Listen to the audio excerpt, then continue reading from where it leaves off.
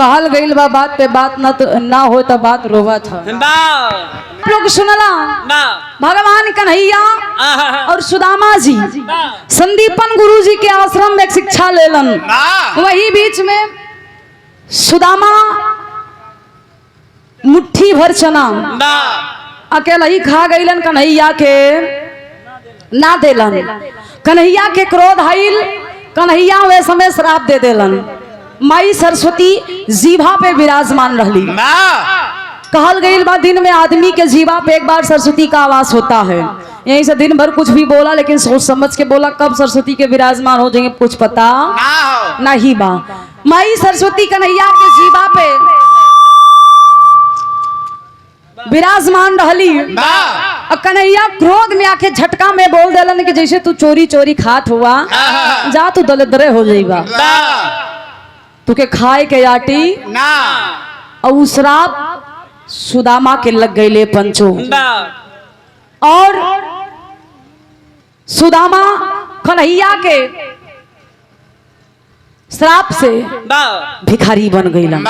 लेकिन एक पहले सुदामा और कन्हैया संदीपन गुरु जी के आश्रम में पूरी शिक्षा ग्रहण कैला के बाद जब इनकर आखिरी विदाई होखत रहे वो आश्रम से, जब आखिरी विदाई संदीपन गुरु जी कन्हैया के विदा करत रहलन, बतौबे कैलन कि विदा भइलन, जाके बियाह शादी कैलन, 3 ठो बियाह कैलन। यार सुदामा एक बियाह कैलन, फिर घरे लौट अइलन, हाँ वगैरह वगैरह। लेकिन एक पहले आश्रम से ऐसे ना गई रहलन कन्हैया।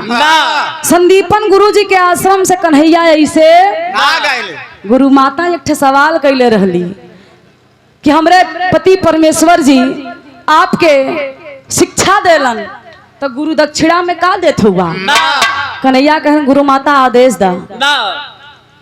गुरु माता आदेश देले रहलिन। कवन काम कैलन गुरु जी अपने बिरहा के माध्यम से हम बतावे चलते। हमरे कहानी के हिजा से शुरुआत बा गुरु जी, स्वर दे के आवा।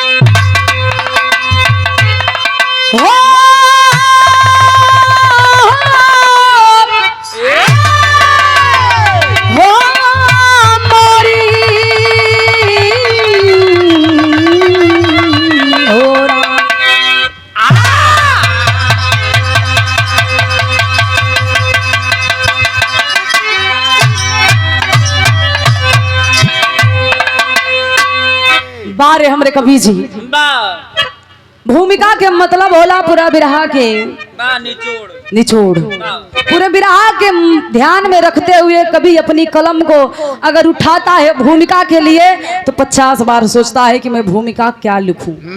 कहे से कि बिरहा के मेन पॉइंट भूमिका होला। भैया ए भैया संदीपन गुरु घर से या कन्हैया सुदामा के भेज दल, लेकिन हम भेजत ना बानी। बढ़ियार काम करके तब कन्हैया संदीपन गुरु जी के आश्रम से जई हम। गाना के गाना से जवाब देखा। 4 लाइन भूमिका में संकेत हो।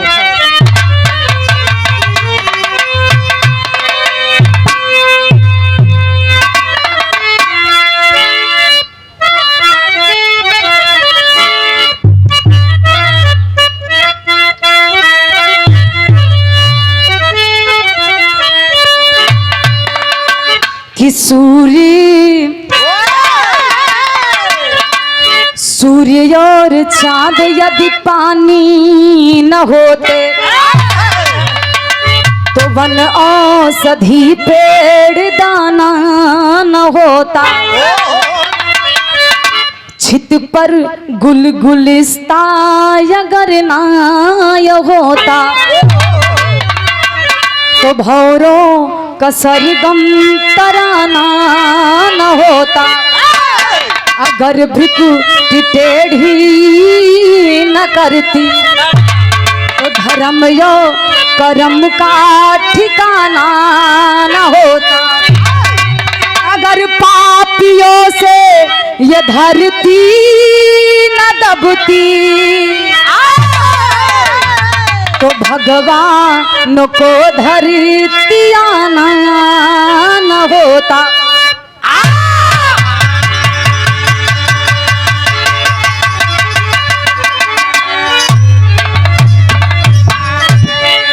कहे के मतलब अगर धरती पे पाप ना बढ़े तो भगवान के धरती पे अवतार ना होता। मानो तो देव नाता।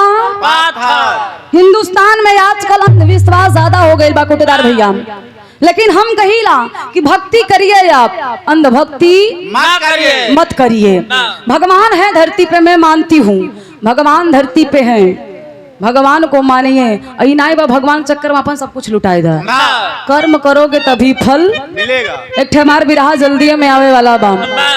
कर्म और किस्मत के खेला, किस्मत और कर्म में लड़ाई हुई। किस्मत बड़ी बाकी कर्म बिरहा बहुत जल्दी आई यूनिक बाजार पे। आप लोग बिरहा के सुनिया तो समझ में आई कर्म बड़ा होता है कि किस्मत बड़ी होता है। लेकिन बिरहा में एक लाइन पुरानी गजल है, गुरुजी बड़ा सोच के लिख लेन बिरहा के हिसाब से। कैसे?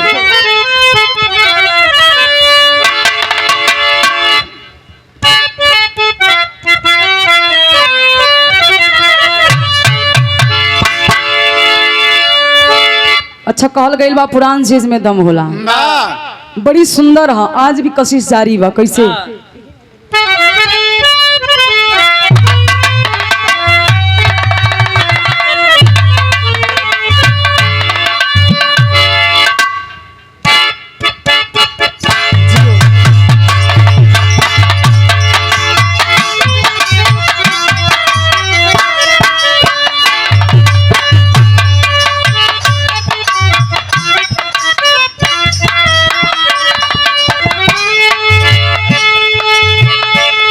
केहू से कहले बा का कहलस गुरुजी? इतने करीब आके दगा दे गई मुझे,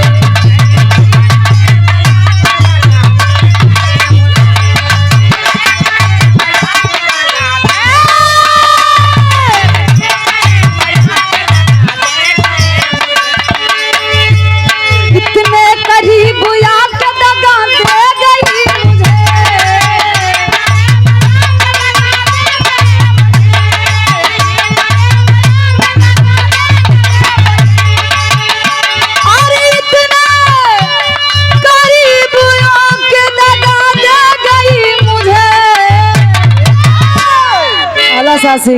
कि मैं बुझ रहा था जाके हवा मुझे।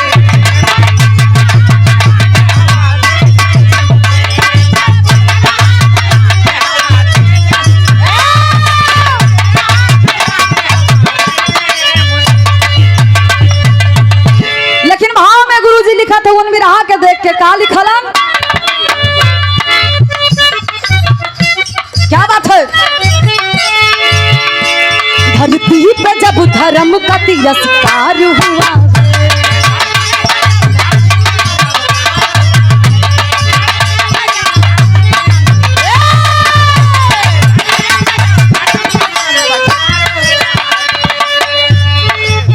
क्या बात है बस सारा। धरती पे जब धर्म का तिरस्कार हुआ,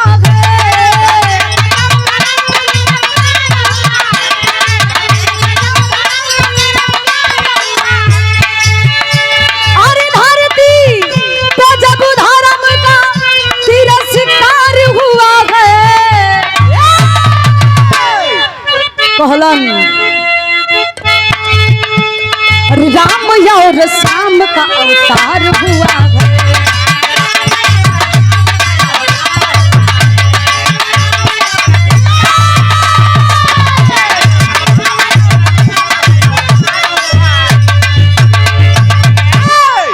ए भैया ये गीत के भाव के समझते हुए ऑनलाइन पेमेंट भइल बा। हमारे धर्म के बड़े भाई हैं फौजी साहब पहाड़पुर की ऐतिहासिक धरती से शानदार 501 रुपया के आशीर्वाद। भैया के बहुत बहुत प्रणाम हो, आशीर्वाद के प्रतीक्षा बा। लेकिन कहानी के हिजा से शुरुआत बा। कहानी कब के बा?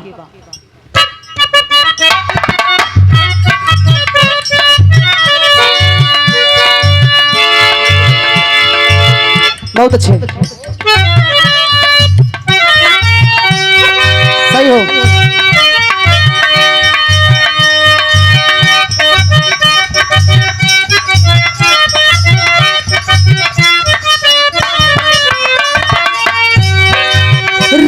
द्वापर बीतत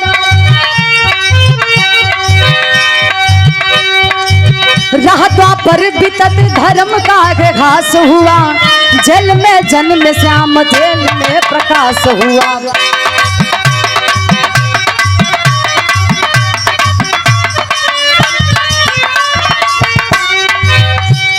कि घमंडी कंस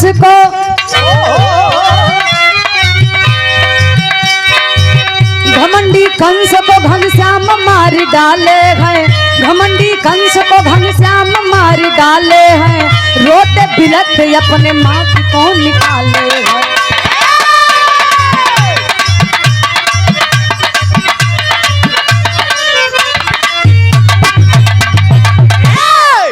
कहानी कब के बाद भगवान कन्हैया के जन्म भइल, बड़ भइलन और घमंडी कंस के अत्याचार चरम सीमा पे रहे। कंस के बाबूजी जब कन्हैया वध कैलन तो अपने माता पिता अपने नाना के जेल से रिहा कैलन। कंस जेलिया में कैद खाना में बंद करके रखे रहल। जब कंस के वध भइल तो अपने नाना उग्रसेन, कन्हैया के नाना के नाम बतावल गई उग्रसेन, उग्रसेन जी के और वासुदेव देवकी के उ जेल से रिहा कैलन, ले गईलन बाबूजी। तो उग्रसेन नाना के जोन उतना दिन से सतावल रहलन, दुख झेलले रहलन, ओकरे बदले एक उपहार देत हुवन। कन्हैया का देलन बाबू, एक लाइन तरज हो।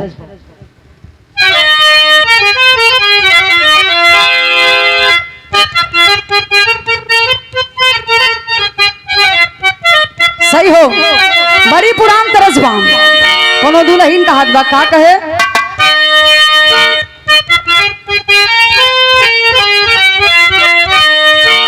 ये कहा था कोनो दुल्हन अपने दुल्हा से बड़ा प्रेम करत रहे। दुल्हा माने तो जरूर, लेकिन सेवा कैला के बाद ओको भरपूर नाश्ता करावे। आजकल इन्हों को नाश्ता नहीं मिलता बा, कहे का?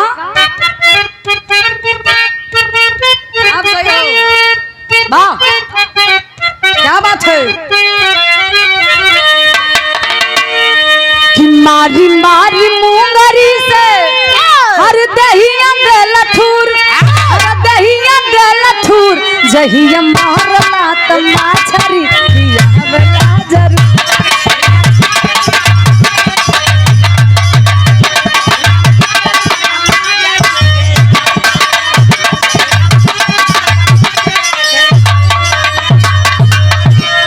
उग्रसेन नाना के कन्हैया एक ठे उपहार देते हुए का देलन, क्या बताए? उग्रसेन नाना जी के अरे गद्दी पे बिठाए, अरे गद्दी पे बिठाए, तो गईले विद्या के पठान दे।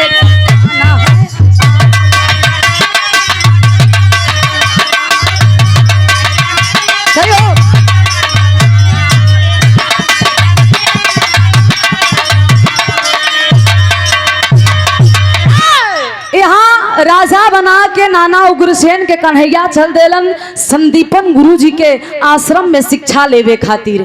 संदीपन गुरुजी के आश्रम में शिक्षा लेत हुवन। आज शिक्षा पूरी भइल बा। आज जब शिक्षा पूरी भइले पंचो यार संदीपन गुरु कन्हैया के अपने सीना से लगौलन, कहलन ए कन्हैया तू रहला तो हमके लगल कि हमार बेटा हमरे आश्रम में बा, हमके अपन बेटा के कमी कमो एहसास ना भइल। आज तू जात हुआ बड़ा तकलीफ बा। ए पंचो यार कन्हैया के विदाई संदीपन गुरुजी करत हुवन, तब तक गुरु माता कुटी से बहरे अगली कलीन ए कन्हैया हमरे पति परमेश्वर तो के शिक्षा देलन, तू जाए चाहत हुआ तो तोहरो फर्ज बनेला कि अपने गुरु के कुछ गुरु दक्षिणा दे दा। कन्हैया हाथ जोड़ के खड़ा बोलन, कलन की गुरु माता आदेश करिए, मैं क्या कर सकता हूँ आपके लिए, आप जो कहेंगी मैं गुरु दक्षिणा में वही दूंगा। ए बाबू संदीपन गुरु लखत हुए कि हमार धर्म पत्नी कन्हैया से का कहे जात है। तब कहलिन गुरु माता, का कहलिन भैया?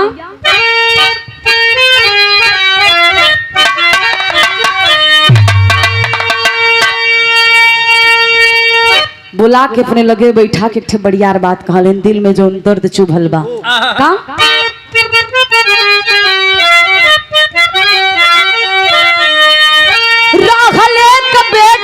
मोर मदन गोपाल हो।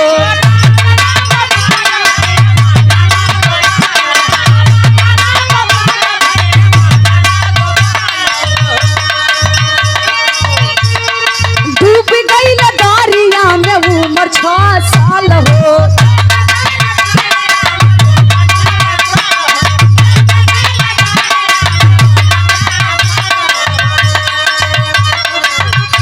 कहली लाही के देखाई दा तू हमके या दुराइया,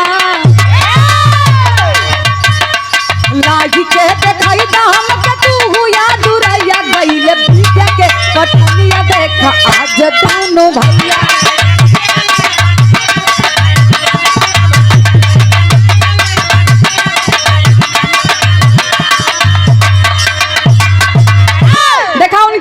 एकदम मिराई छटत था यार। कन्हैया के भेजल लेकिन कन्हैया ना गइलन। गुरु माता दक्षिणा मांगत हई।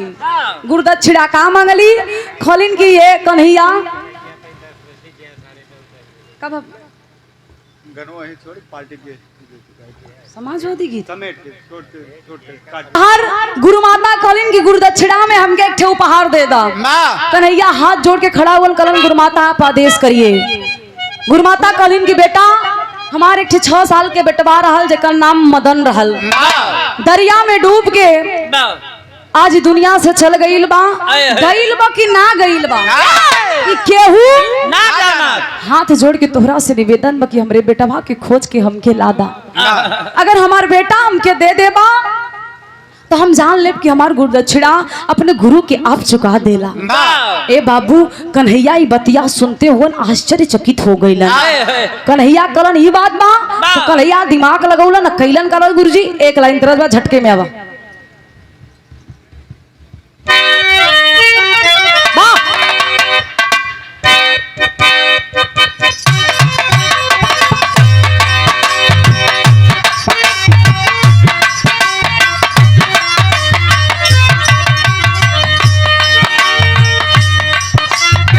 बहुत अच्छे तरज के छोड़ी भाव पे ध्यान दे। कनश्याम यानी कन्हैया सोचत हुवन का सोचलन। बहुत अच्छे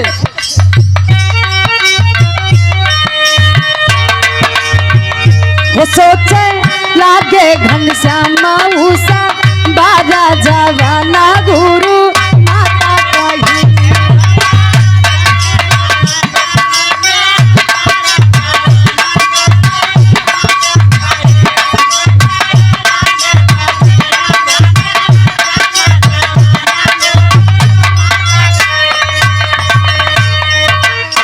विचार करके चलल है उन कहा।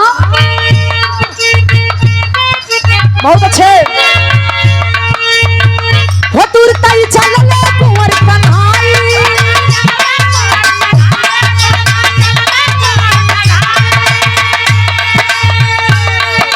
कूदई दरिया में हो जाई।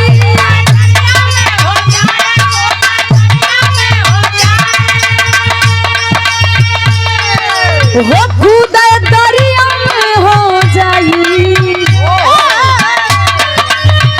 हो गईले जहाना पताला संखा पूरा जवाना गुरु माता कही।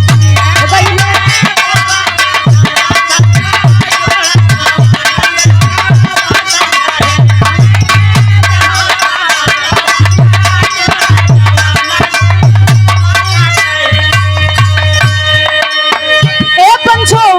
भगवान कन्हैया विचार कैलन चलन कहा पतालपुरी। पतालपुरी में जहाँ के राजा शंखचूड़ बतावल गई। शंखचूड़ धर्म के गार्जियन अपने संखिया में यार संदीपन गुरुजी के बेटवा के बांध के रख रहे है। कन्हैया गलन गलन के हाथ जोड़ के निवेदन बा मदन के लौटा दा। अपने गुरुजी से अपने गुरु माता से हम वचन दे के आइल बानी की गुरु दक्षिणा में उनकर बेटा दे। शंखचूड़ कलश की नाम इतना दिन से हमें के रखले बानी ऐसे ना दे। हमारा से युद्ध करा अगर तोरे बाजू में ताकत होई अपन मदन के ले जइहा। दे दिया उपहार। कन्हैया कलनी तो बड़ा हठी लागत बा ना। ई मानी ना भगवान कन्हैया अपन माया देखौलन और संखिया में से मदन के निकाल है जब मदन के निकलन तो हाथ जोड़ के प्रणाम शंखचूड़ कैलस कि हमरा से गलती हो गई, आपसे हम दुश्मनी मोल ले ले कन्हैया कलन ज्यादा हो गई तो हो गई, लेकिन आज के बाद ऐसा गलती ना होए। ए पंचो मदन के ले आके गुरु माता के गुरुदक्षिणा के रूप में दे देलन। और जब गुरुदक्षिणा में गुरु के मिलल बा तो हर कन्हैया के विदाई भइले पंचो घर गईल हुवन। एक दिन संदीपन गुरुजी यार घरवा आइलन के करे देवकी के घर पे आके कन्हैया के तारीफ करत हुवन। कैसे भाव बदलत ह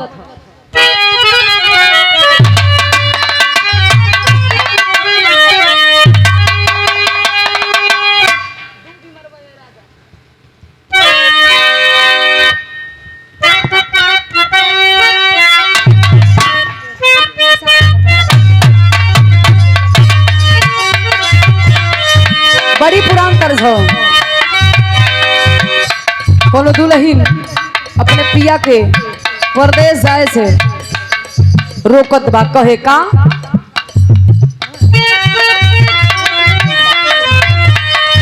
अरे डूबी मरबो ये राजा, अरे डूबी मरबो ये राजा, जही बजबपुर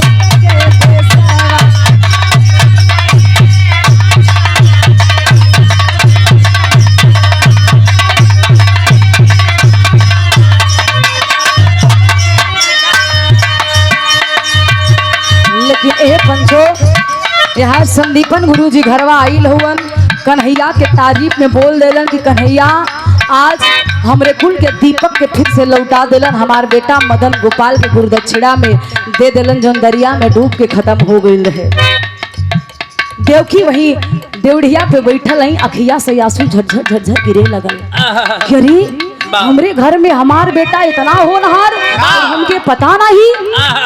अगर संदीपन गुरु के लड़का हमार बेटा लौटा सकत ह तो हमार भी काम हो जाए। कमन काम ह देवकी कन्हैया से कहत है का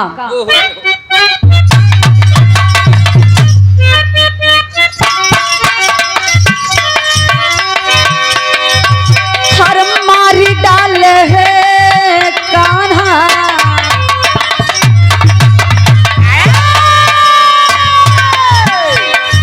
महती डाल ये कान्हा, भैया ललन माधवा, महती डाल ये कान्हा, भैया मोर ललन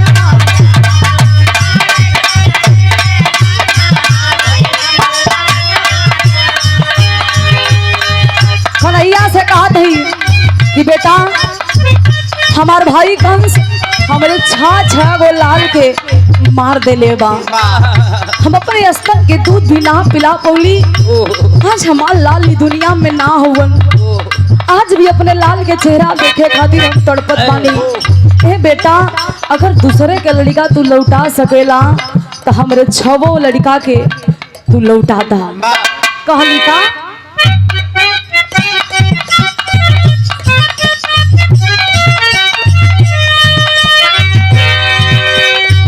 पावली न रहली सोझे चेहरा निहारी हो,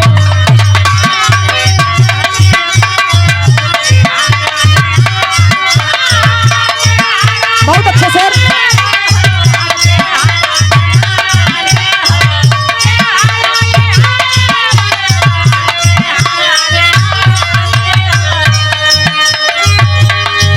पावली न रहली अपन दूधवा के धार हो,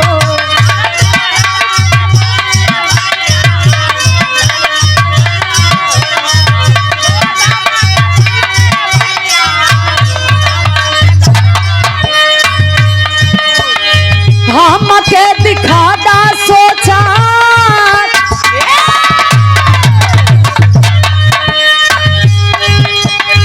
हम के दिखादा सोचा छाती मन भैया मोर ललनवा जावन, महती डाले कान्हा, भैया मोर ललनवा जावन।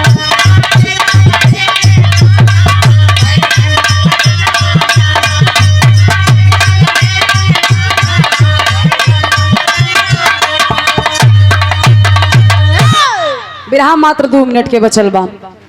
यार देवकी अखिया से रो रो के आंसू बहावत कली ने बेटा अपने स्तन के दूध भी हम अपने छवो लाल के ना पिला पोले रहली। जन्माउते ही हमार भाई कंस हत्यारा पापी अपने हाथे से हमरे बेटन के बलि दे देलस। अपने बेटा के सोझे से हम चेहरा भी ना निहार पोले रहली। हाथ जोड़ के निवेदन बा हम सुनले बानी तो अपने गुरु के बेटा के लौटा देले हुआ।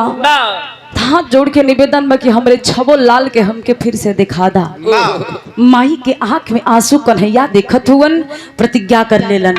का प्रतिज्ञा कैलन कि अपने छबो भाई के लाके अपने माई के आंखी के सामने खड़ा करब।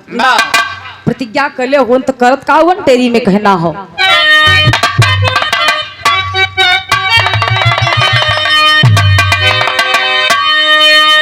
कि मुरारी सोच लागे बतिया, अरे मुरारी सोच लागे, मुरारी सोच लागे बतिया, तरोवई बिलख देव की दिरे नयन से धारी, अरे हो धारी, अरे हो धारी। रोवई बिलख देव की गिरे नयन जलधारी, मुरारी सोचे लागे बतिया।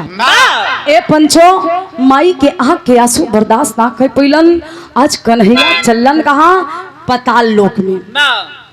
पताल लोक में चलन जहाँ राजा प्रहलाद के नाती जेकर नाम बतावल गई राजा बलि। राजा बलि कहवा रख लेलन? चौक में कहना है सही हो।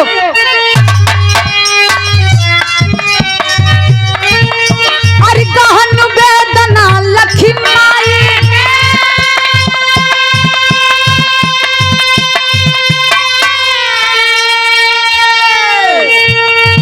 मोहन धीर धराए,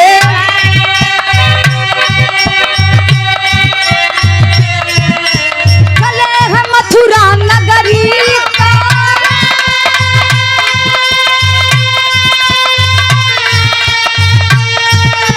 दरिया तीरे आए,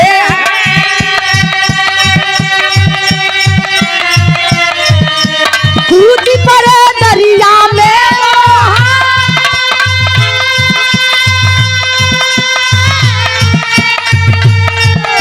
पतालपुरी में आए,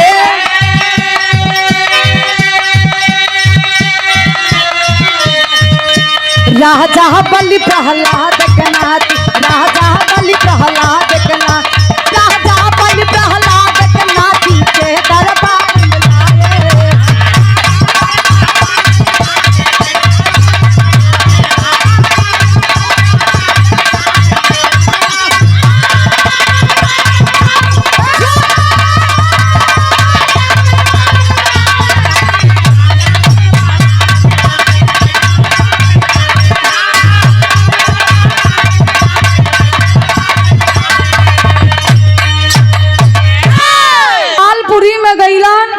प्रहलाद के नाती जेका नाम बतावल गई राजा बलि। राजा बलि के दरबार में कन्हैया के जोन कंस छवो जने के पटकले रहल, आकाश में उड़ गई, पता नहीं लगल।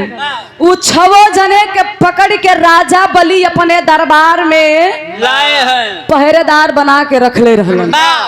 और जब राजा बलि दरबार में गईलन कन्हैया तो हाथ जोड़ के राजा बलि देखत बा कि साक्षात हमरे दरबार में भगवान के दर्शन भइल बा। हाथवा जोड़ के दौड़ल बके राजा बलि। कैसे?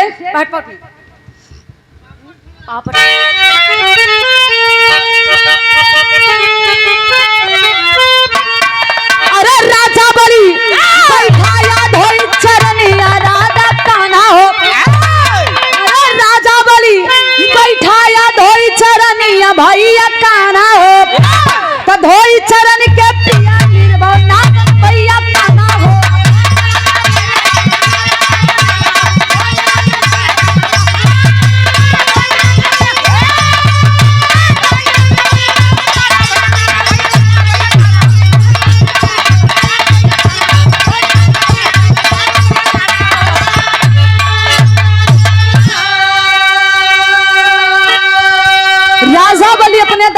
में सिंहासन पे बैठा के कन्हैया के चरनिया के धोई के अपने पूरे महल में छिड़काव कैले से उहे पनिया के पी लेलस। जैसे कन्हैया कैले रहलन सुदामा के, जैसे कन्हैया सुदामा के चरण के अपने आंसू से धोलन, आज ही धो के पनिया के पी गई। कलश के आज हमार जिंदगी धन्य हो गई। आप हमरे दरबार में हमरे महल में कैसे उला सब कुशल मंगल कहा। कन्हैया कलन कुशल मंगल तो सब जौन छबो जने के पकड़े हा उनका छबो जने के लैया बा। राजा बोली देखत बा कि 6 जने मतलब कलन तोरे दरबार में 6 लोग आई लउन, उ 6 हमार भाई हुवन, उ 6 भाई के हमरा लेके इ दरबार में अब हम अपने भाई के ले जाए अपने माई से हम वादा करके आइल है। ए पंचो राजा बोली उ 6 जने के जोन पहरेदार बना के खड़ा कैले रहल लेके उलस कन्हैया के लौटौलस। कन्हैया बहुत बहुत धन्यवाद देलन और 6 जन के लेके माई देवकी के सामने खड़ा कर देलन। कन्हैया देवकी के 8वां संतान रहलन, 7वां संतान के रहल बलराम। ये 6 जन पतालपुरी में रहलन। 6 जने के ला के जब माई देवकी के सामने रखलन ए पंचो 6 जने के माई देवकी अपने स्तन के दूध पिलौली। सोचा इतना दिन बाद माई देवकी अपने स्तन के जब दूध पिलौली तो उनका के संतुष्टि मिलल। ए बाबू दुनिया में लोग कहेलन धन कमा लेबा उ सुख ना दे, लेकिन संतान दुनिया का सबसे बड़ा धन है।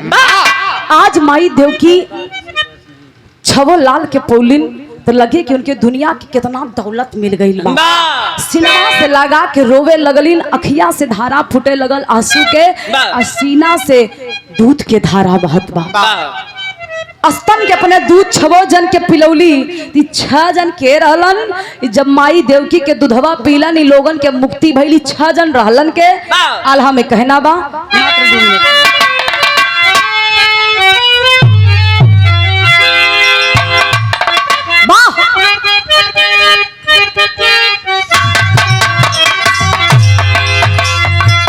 सृष्टि के रचैया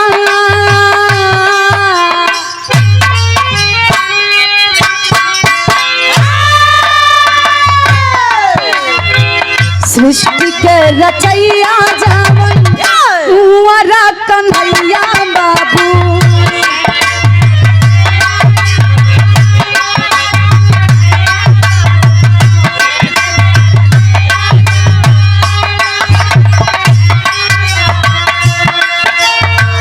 साथवा में लइके आए जहमनी के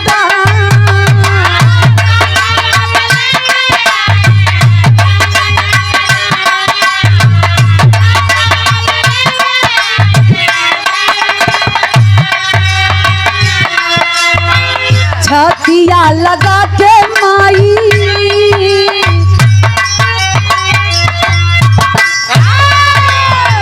छतिया लगा के माई दूधवा पियवली पंचो।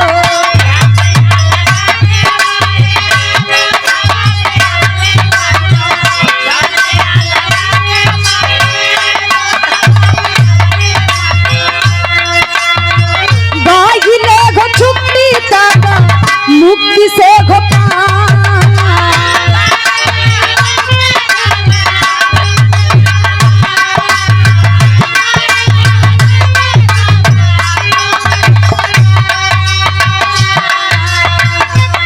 ए पंचो देवकी जब अपने स्तन के दूध पियली 6 जने के तो श्राप से मुक्ति मिलल बा।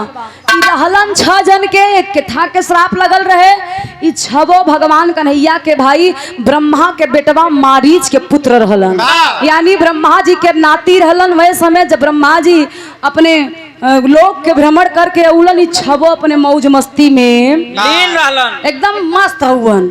ब्रह्मा जी रोज आवे तो 6 जने खड़ा हुए के नतमस्तक हो प्रणाम करें, लेकिन ऊ दिन 6 जने इग्नोर कर दिलन ब्रह्मा जी के। ब्रह्मा जी के क्रोध आ गई, नहीं देखा ई छवो कितना मजाल ना ये हमके प्रणाम नहीं कैलस। ना। वे समय ब्रह्मा जी श्राप दिलन हे पंचो बा। कि जा छवो जने धरती पे भटकबा, जब तक माई के स्तन के दूध ना पीबा तब तक तो उन्हीं के मुक्ति ना होए वो ब्रह्मा जी के श्राप रहल कौन सा तब फेंकबे कैलस इतना जौन जौन भटकलन बा। चाहतन तो कन्हैया तुरंत इनके मुक्ति दिलवा देते, लेकिन श्राप कभी खाली नहीं जाता। बा। ब्रह्मा जी के दिहल श्राप रहल की राजा बलि के दरबार में पहरेदारी के लोग काम कैला आ जब वहां से कन्हैया लौलन माई के दूध पीलन ती छवो के मुक्ति मिलल। बा। फिर से जैलन कहा ब्रह्मा जी के पास बा ब्रह्मलोक ब्रह्मलोक में आखिरी खड़ी में कहना है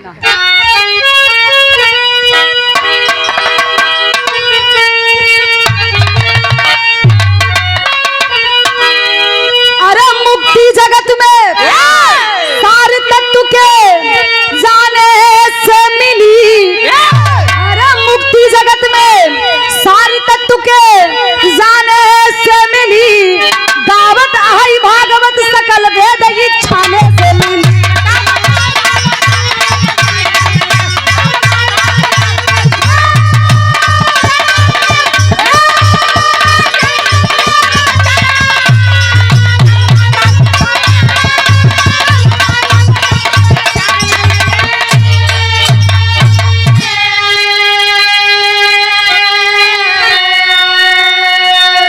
हरि राधा वल्लभ कुंवर कन्हैया जेकर महिमा अपार।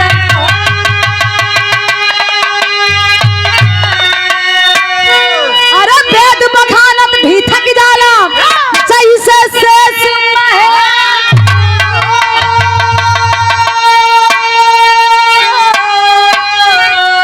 अरे सारे तत्व का ज्ञान गुरु अपनाए से मिली। अरे सारे तत्व का ज्ञान गुरु अपमाए से मिली, तगावत है भागवत सारे तत्व इच्छाने से मिली।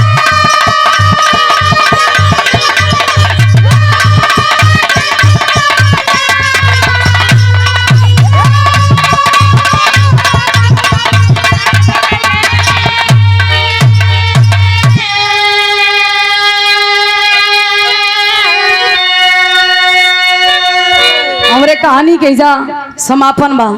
ए बाबू आज छवो जने के श्राप से मुक्ति मिलल, वहार संदीपन गुरु के अपन बिछड़ा हुआ बेटा मिलल भी मिला। बा और वहार एक श्राप से मुक्ति दिलौला, लेकिन यार श्राप से मुक्ति भी मिलल बा और यार और एक बेटा। हम सब मिल गए। एक इंसान का बेटे से बड़ा कोई धन नहीं होता। संदीपन गुरु जी के बेटा मिलल, वो कितना दिन से बिछड़ रहा 7 साल से। आखिरी और अंतिम लाइन में कहना, लेकिन फरमाइश में घर माली के समाजवादी गीत पूरी झटका में 2 लाइन बजाएगा, फिर बाहर से नंबर रही। अब बताओ कुछ बताए कहूं?